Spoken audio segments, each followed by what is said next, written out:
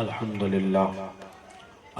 للہ نحمده ونستعینه ونستغفره ونؤمن به ونتوکل علیہ ونعوذ باللہ من شرور انفسنا ومن سیئات اعمالنا من يهده الله فلا مضل له ومن يضلل فلا هادي له ونشهد ان لا اله الا الله وحده لا شريك له ونشهد ان سيدنا نبينا وحبيبنا وطبيب قلوبنا وشفاء صدورنا وغوثنا وغياثنا ومغيثنا ومعيننا وقطبنا وفريدنا ونظامنا وسراجنا واشرفنا ونور عيننا محمدا عبده ورسوله اما بعد فاعوذ بالله من الشيطان الرجيم بسم الله الرحمن الرحيم وان تعدوا نعمة الله لا تحصوها آمنت بالله صدق الله العظيم وبلغنا رسوله النبي الأمين الكريم ونحن على ذلك لمن الشاهدين والشاكرين والحمد لله رب العالمين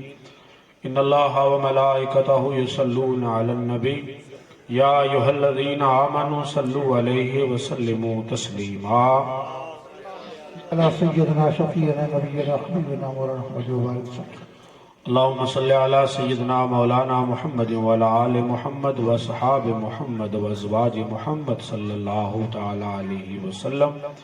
بندہ پروردگارم امت احمد نبی دوست دار چار یارم تابع اولاد علی مذہب حنفیہ دارم ملت حضرت خلیل خاک پائے غوث اعظم زیر سایہ ہر ولی صدیق اکس حسن کمال محمد است فاروق ذل جاہ جلال محمد است عثمان ضیاء شمع جمال محمد است حیدر بہار باغ خصال محمد است اسلام ما اطاعت خلفۂ راشدین ایمان ما محبت آل محمد است صلی اللہ علیہ وسلم. پوچھی ہے تو نے امامت کی حقیقت مجھ سے حق تجھے میری طرح صاحب اسرار کرے وہی ہے تیرے زمانے کا امام برحق جو تجھے حاضر و موجود سے بیزار کرے موت کے آئینے میں دکھا کر رخے دوست زندگی تیرے لیے اور بھی دشوار کرے دیکھ کے احساس زیاں تیرا لہو گرما دے فقر کی سان چڑھا کر تجھے تلوار کرے فتنہ ملت بیضا ہے امامت اس کی جو مسلمان کو سلاطین کا پرستار کرے یہ غازی یہ تیرے پراسرار بندے جنہیں تو نے بخشا ہے ذوق خدائی دو نیم ان کی ٹھوکر سے صحرا و دریا سمٹ کر ان کی ہیبت سے پہاڑ رائی دو عالم سے کرتی ہے دل کو بیگانہ عجب چیز ہے لذت آشنائی شہادت ہے مطلوب و مقصود مومن نہ مال غنیمت نہ کشور کشائی.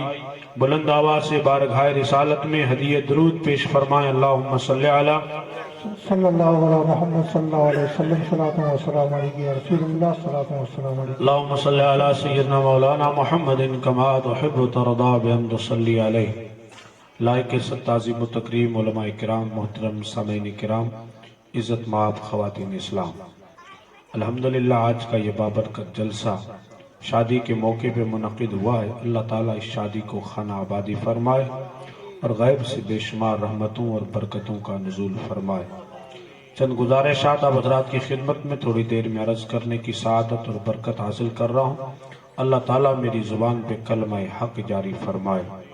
مجھ سے پہلے عزیز گرامی مولانا اسماعیل اکبری صاحب نے حضور رحمت عالم صلی اللہ تعالیٰ علیہ وسلم کی سیرت طیبہ کے کچھ واقعات اور کچھ فکری باتیں آپ حضرات کی خدمت میں پیش کرنے کی سعادت حاصل کی. میں بھی اسی نگر پہ چلتے ہوئے حضور رحمت عالم صلی اللہ تعالیٰ علیہ وسلم کی برکت سے جو اللہ تبارک و تعالیٰ نے ہمیں عطا فرمایا ہے ان چند باتوں کا میں ذکر کرنے جا رہا ہوں. قرآن مجید میں اللہ تبارک و تعالیٰ ارشاد فرماتا وَإِن تَعُدُّوا نِعْمَةَ اللَّهِ لَا تُحْصُوهَا کہ بندہ میں نے جو تجھے دیا ہے اسے اگر تو گننے بیٹھ جائے تو گن نہیں سکتا. اللہ انسان کو کہہ رہا ہے، ہمیں کہہ رہا ہے کہ وہ انسان وہ میرے بندے تجھے جتنا میں نے دیا ہے اگر تو صرف اس کو گننا چاہے تو پوری زندگی گن کے تھک جائے گا لیکن گنتی پوری نہیں ہوگی. اتنا اللہ تعالیٰ نے ہمیں عطا فرمایا ہے. اور قرآن مجید میں اللہ تعالیٰ فرماتا ہے ان اللہ یرزق من یشاء بغیر حساب. اللہ تبارک تعالیٰ روزی بھی بغیر حساب کے عطا فرماتا ہے۔ اگر وہ حساب سے دے تو ہم کسی حساب کے لائق بنتے نہیں۔ یہ اللہ تبارک و تعالیٰ کا کرم اور بالائے کرم ہے کہ اس نے ہر چیز ہمیں بنا حساب کے عطا فرمائی ہے، اور جو بھی عطا فرمایا ہے اگر اسی پہ غور کیا جائے تو ہم اپنی زندگی کے باقی جتنے انعام ہیں وہ تو اپنی جگہ پر ہے۔ یہ جو صرف سانس لیتے ہیں، اس سانس کا اگر ہم شکر ادا کرنے جائیں اور اس سانس کو گننے بیٹھیں تو 1 منٹ میں اگر آدمی 60 مرتبہ سانس لیتا ہے، ہر سیکنڈ سانس لیتا ہے، اور سانس کا یہ حال ہے اندر گئی اور باہر نہ آئی تو بھی انسان ختم، اور باہر گئی اور واپس اندر نہ جائے تو بھی انسان ختم۔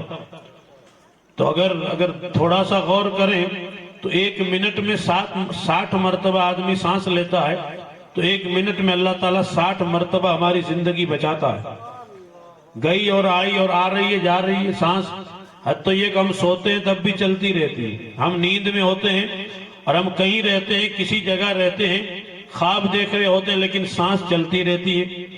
اور حضرت حافظ شیراز فرماتے ہیں کہ اگر انسان صرف سانس کا شکر ادا کرنے بیٹھ جائے تو اس سانس کا ہی شکر ادا نہیں کر سکتا۔ اندر گئی باہر آئی، اس نے کہا تیرا شکر کرتے کرتے آخری سانس چاہے باہر گئی چاہے اندر رہ گئی، اس کا شکر ادا ہوگا نہیں، بغیر شکر کے وہ سانس رہ جائے گی۔ تو اللہ تبارک و تعالیٰ نے حکم یہ بھی دیا ہے لَإِن شَكَرْتُمْ لَأَزِيدَنَّكُمْ، اگر بندہ تو میری نعمت کا شکر ادا کرے گا تو میں اس نعمت میں اور زیادہ اضافہ کروں گا اور بڑھا کے دوں گا، پہلے کم تھی اب اسے زیادہ کر کے دوں گا۔ شکر کا جذبہ ہونا چاہیے، اور شکر کا صحیح طریقہ علماء بیان کرتے یہ ہے کہ خدا کی دی ہوئی نعمت سے جو اللہ نے ہمیں دیا ہے اسی نعمت سے خدا کی ناشکری نہ کی جائے۔ آنکھ اللہ تبارک تعالیٰ کی نعمت ہے، تو اس آنکھ کا اگر شکر ادا کرنا ہے تو بہترین طریقہ یہ ہے کہ اس آنکھ سے کبھی حرام دیکھا ہی نہ جائے، حرام کی طرف نظر نہ اٹھے، تو سمجھ جائیں یہ آنکھ اللہ کا شکر ادا کر رہی ہے۔ ہم سمجھتے ہیں کھانا کھا کے ڈکار لی اور الحمدللہ کا یہ شکر ادا ہو گیا، لیکن یہ بھی معلوم نہیں کہ کھانا کہاں سے آیا تھا، کیسا تھا، اس کی لذت تو اچھی تھی لیکن وہ کھانا ہے کیا۔ حضرت معروف کرخی تشریف فرماتے، کوئی بزرگ ان سے ملے تو کہا کھانے کے آداب جانتے ہو؟ تو کہا کھانے کا آداب یہ ہے پہلے ہاتھ دھو لو، پھر بسم اللہ پڑھ کے اور کھانا شروع کر دو، یہ کھانے کا ادب ہے۔ تو کہا یہ تو مسنون طریقہ آپ ٹھیک ہی بتا رہے، لیکن کھانے کا ادب اس سے بڑا کچھ اور ہے، تو کہا آپ ہی بتا دیں۔ تو کہا وہ یہ ہے کہ کھانا تیرے سامنے آئے، ہاتھ بعد میں دھونا، بسم اللہ بھی بعد میں پڑھنا، پہلے یہ دیکھنا کہ وہ لقمہ حلال کا ہے کہ حرام کا ہے، یہ کھانے کا سب سے بڑا ادب ہے۔ اگر حلال کا ہے تو بہتر ہے، اگر وہ لقمہ حرام کا ہے تو اولیاء فرماتے ہیں ایک لقمہ پیٹ میں جائے گا 3 نسلیں خدا برباد کر دے گا۔ ایک لقمہ حرام کا 3 نسلوں میں سفر کرتا رہتا ہے۔ ہم سمجھتے ہیں کوئی بات نہیں، معمولی سی بات ہے، تو اللہ تعالیٰ بندے سے فرما رہا ہے بندہ جو میں نے تجھے دیا ہے اسے تو گن بھی نہیں سکتا، اسے شمار بھی نہیں کر سکتا، لا تحصوہا، اس کی گنتی نہیں کر سکتا، اسے شمار نہیں کر سکتا۔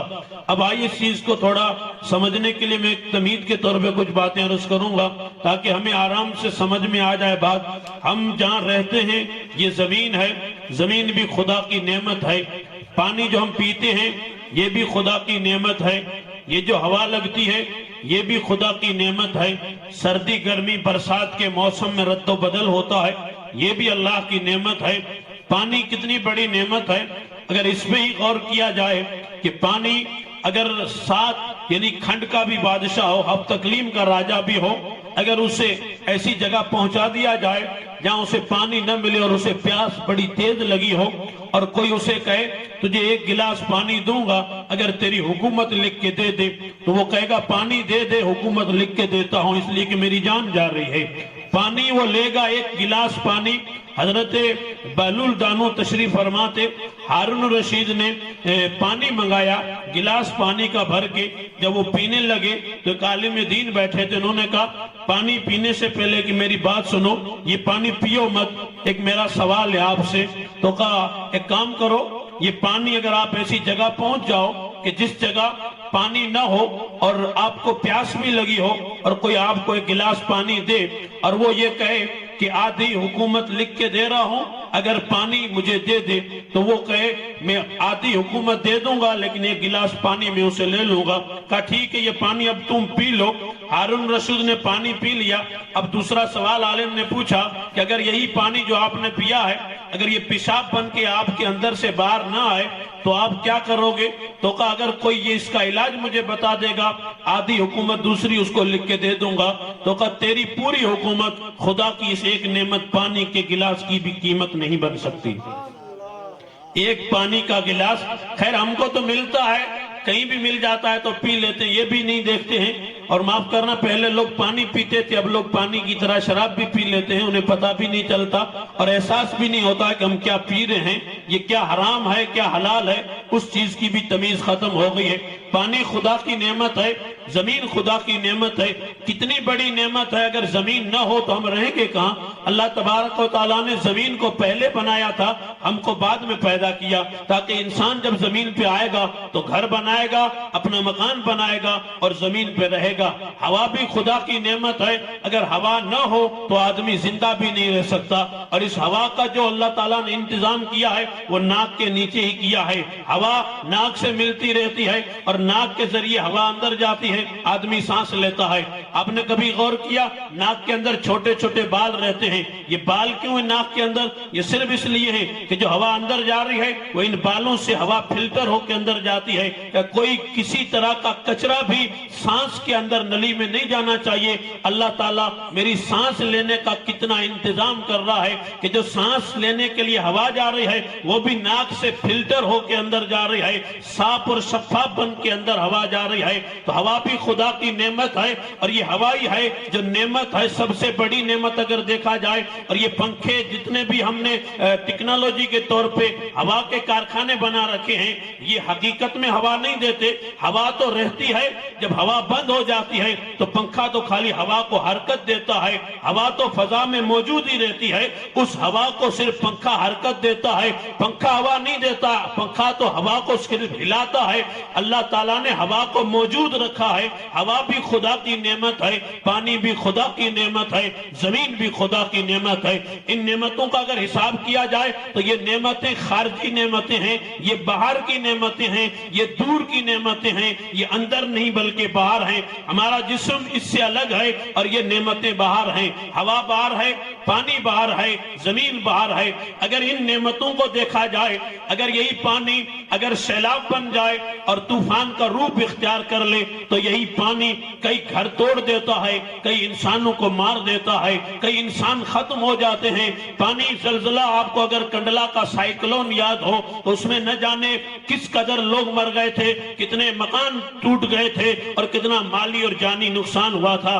پانی ہے تو خدا کی نعمت لیکن یہ پانی جو سیلاب بن کے اب انسانوں کو مار رہا ہے تو اس پانی کو آپ کیا کہیں گے؟ یہ پانی پھر سوائے تکلیف کے اور کچھ نہیں ہے. یہ پانی بھی ایک تکلیف بن جاتا ہے. جو پانی خدا کی نعمت ہے جو پانی اللہ تبارک و تعالیٰ کا بہت بڑا انعام ہے وہ پانی تکلیف کیسے بن گیا وہ پانی زحمت کیسے بن گیا؟ تو صرف اس کا ایک ہی جواب ہے کہ پانی بے شک پانی نعمت ہے جب تک یہ اپنی حد میں رہتا ہے تو نعمت ہے اور جب حد کراس کر جائے حد سے باہر آ جائے تو یہی پانی زحمت بھی بن جائے گا یہی پانی ہمارے لیے تکلیف بن جائے گا. پتا چلا اللہ تبارک و تعالیٰ نے ہر چیز کے لیے حد مقرر کر دیے. اس جسم میں اللہ کی کتنی بڑی نعمتیں ہیں. آنکھیں خدا کی نعمت ہے ہاتھ خدا کی نعمت ہے پاؤں خدا کی نعمت ہے کان خدا کی نعمت ہے زبان خدا کی نعمت ہے یہ بھی خدا کی نعمت ہے. چار پیسے ہیں یہ بھی خدا کی نعمت ہے. پہننے کے لیے لباس ہے یہ بھی خدا کی نعمت ہے. پھرنے کے لیے گاڑی ہے یہ بھی خدا کی نعمت ہے. آنکھ خدا کی بے شک نعمت ہے لیکن قرآن مجید جب پڑھتے ہیں اور سورہ یاسین شریف کا جب مطالعہ کرتے ہیں تو سورہ یاسین میں آیتہم وتشہد ارجلہم بما کانوا یکسبون قرآن یہ کہتا ہے کہ جب قیامت کا دن ہوگا تو اللہ تعالیٰ تیرے منہ پہ مہر لگا دے گا. تیرے ہاتھ بولیں گے تیرے پاؤں بولیں گے تیرا ایک ایک عضو بولے گا. آنکھ بھی بولے گی پیر بھی بولے گا ہاتھ بھی بولے گا. وہ بول کے کرے خلاف گواہی دے گی. یہ نہیں کہ جس طرح میں یہاں بول رہا ہوں اس طرح میں وہاں بھی بولتا رہوں گا اور یہ سوال جواب کرتے رہیں گے ہم جواب بھی دیتے رہیں گے. میرے دوستو ہم تو کسی گنتی میں ہی نہیں ہے بڑے بڑے لوگ ان کا بھی قیامت کے دن تو نہیں ہوگی، تو اس میدان میں کوئی کیسے کہہ سکتا ہے کہ میں سوال جواب کر دوں گا، میں بات کر لوں گا؟ نہیں میرے دوستو، اللہ تعالیٰ اس دن سب کی بولتی بند کر دے گا۔ جتنے بھی یہاں بڑبڑاتے ہیں، اونچا بولتے ہیں میری طرح، یہ اس طرح نہیں بول پائیں گے، بولی بند ہو جائے گی۔ اب ہاتھ بول رہا دیکھتا تھا، اس آنکھ سے ہمیشہ یہ غلط دیکھتا تھا۔ رات کو ماں باپ بھی سو جاتے تھے، ٹھنڈی کا موسم ہوتا تھا، یہ ڈھابرا اوڑھ کے اس کے نیچے نہ جانے کیا کیا موبائل میں دیکھتا تھا۔ ماں باپ دیکھیں یا نہ دیکھیں، استاد دیکھیں یا نہ، اس کا حساب ضرور ہوگا۔ کہ آج جو ہم کر رہے ہیں، آنکھ بھی خلاف بولے گی، ہاتھ بھی خلاف بولے گا، پیر بھی خلاف بولے گا، کیا مطلب؟ یہ تو نعمت ہے، ہم دیکھتے ہیں، اللہ کا بڑا شکر ہے، آنکھیں بھی نعمت ہے، ہاتھ بھی نعمت ہے، سب اللہ کی نعمت ہے، لیکن یہ تکلیف کیسے بن جائیں گے؟ قیامت میں یہ عذاب کا ذریعہ کیسے بن جائیں گے؟ تو اس کا بھی جواب یہی ہے کہ آنکھ، ہاتھ، پیر، جو بھی آپ کے پاؤں کی حد بتائی ہے، زبان کی حد بتائی ہے، کان کی حد بتائی ہے۔ اب اگر آنکھ حد کے اندر ہے تو نعمت ہے، یہاں بھی نعمت ہے اور قیامت میں بھی نعمت ہی رہے گی، اور اگر قیامت میں عذاب بن جائے گی۔ ہاتھ بھی خدا کی نعمت ہے، اگر یہ ہاتھ اللہ کی نعمت تب تک رہے گا کہ جب تک حد کے اندر رہے گا۔ ہاتھ کی حد ہے، پاؤں کی حد ہے، آنکھ کی حد ہے، کان کی حد ہے، آنکھوں کے دیکھتے جو ہم ہیں اس کی بھی حد ہے۔ قرآن مجید میں، حدیث رسالت میں میرے اللہ نے ارشاد فرمایا، قُلْ لِلْمُؤْمِنِينَ يَغُضُّوا مِنْ أَبْصَارِهِمْ، حبیب اپنے غلاموں سے کہہ دو کہ جب بازار میں چلو تو نظریں نیچی کر